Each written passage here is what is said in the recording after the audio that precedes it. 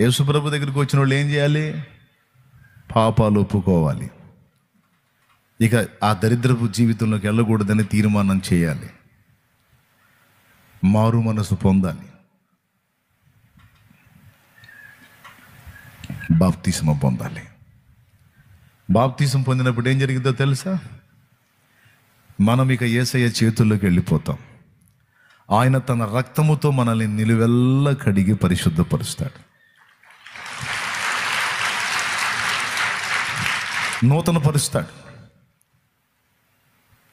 తరతరాల శాపం, మనం చేసిన చేష్టాల ద్వారా వచ్చిన దరిద్రం మొత్తం అక్కడ శుద్ధీకరణ చేయబడింది.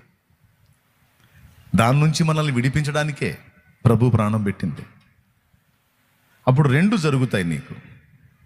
ఒకటి, తరతరాల పాపం శాపం నీ మీద నుంచి, నీ క్రియల పాపం శాపం నీ మీద